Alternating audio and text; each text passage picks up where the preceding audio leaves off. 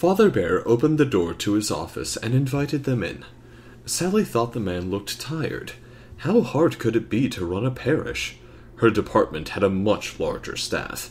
Maybe this could work to her advantage. A tired man might be easier to persuade. Hopefully it would not make him dig his heels in. She could find another school, but not one with cute kids in uniform working the garden. This place was a good fit for so many of the divisions of Corp Corp. Dropping St. Timothy's and finding a new school would put her timeline off schedule. Plus, this school needed her company, and she was not about to let one man get in the way of that. Sorry you came all the way here, Miss Barron.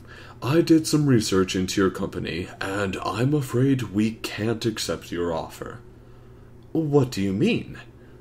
Our Holy Father made it very clear this year that he finds the environment a top priority. Your company violates both the letter and the spirit of his letter. Actually, Father Beahr, I've read the entire encyclical, and I disagree.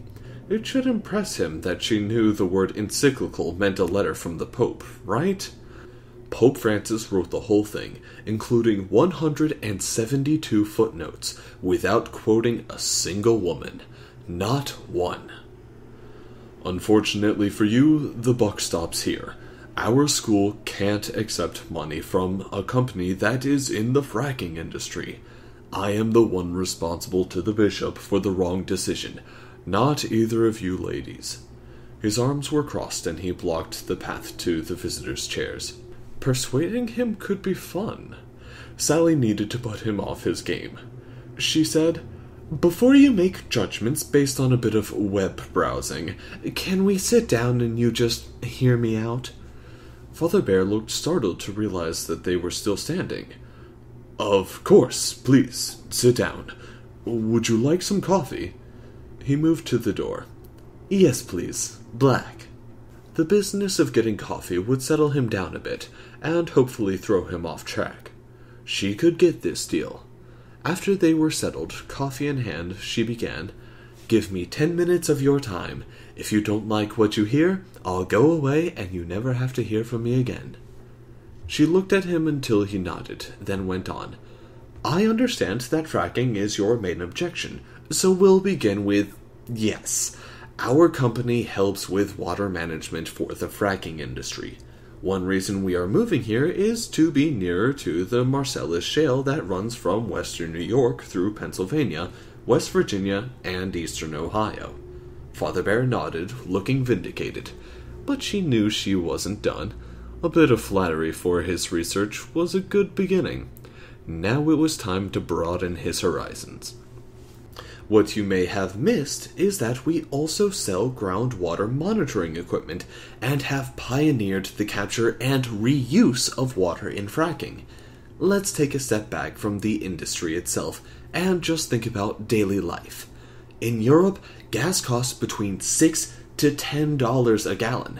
How much can you afford to pay your lowest salaried employees, your lunch ladies and janitors, to cover the price of imported gas?"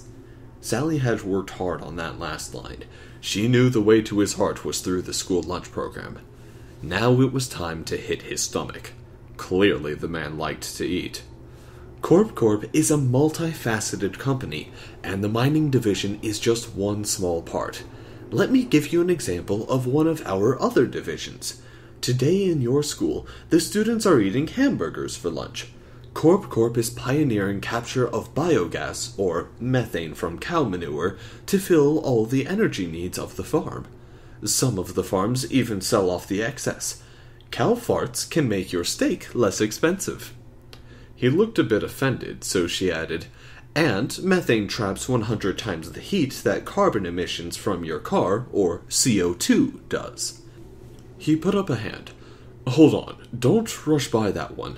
I'm not sure I understand what you mean." He actually went to the desk to get a pad and pencil to take notes. "With good reason. Very few people know about the other greenhouse gases. The methane problem is not nearly as well publicized. It's easy to see and understand that car exhaust contributes to global warming, But worldwide, methane from livestock production is responsible for 51% of the greenhouse gases. Ed, our CEO, read about it in a United Nations report back in 2006. Methane capture and reuse only required a few modifications to equipment we already manufactured. She glanced at his notepad. Did that make sense, or do you still have questions? I'm beginning to think I need a PhD in environmental science to understand what you're saying. But I do understand that the question is much more complicated than I thought. I'll look into it further. His shoulders were starting to droop. She needed to talk about something he loved, or he'd just write off Corp Corp so he didn't need to do any internet research. I'll send you a few sites to begin with. I'm sure they will lead you to more. I'd even recommend the movie Cowspiracy about cows, methane, and global warming. It's a bit preachy, but your local martyr, Senior Dorothy Stang, is in it. Before I watched the movie, I had no idea she was shot by Brazilian Rangers. She paused to see if he knew about Senior Dorothy. When he nodded, she continued. I saved my favorite for last. St. Timothy is lucky. You are right in the middle of farm country, with room to raise your own food for school lunches. The inner city schools and communities are not so lucky. Food deserts are real. Just look at City Heights, the housing project your parish supports, up on the hill with no grocery store in walking distance. His ears were getting pink. Her research was paying off. Corp Corp is working to eradicate food deserts with aquaponic farming that raises vegetables and fish right in the community where they will be consumed. We helped set up Farmed here in Chicago. It is the largest aquaponic farm in the country. We also provide the equipment for RDM Aquaculture in Indiana, the leader in inland shrimp farming. He moved to speak, then stopped. Please, Father, ask your question.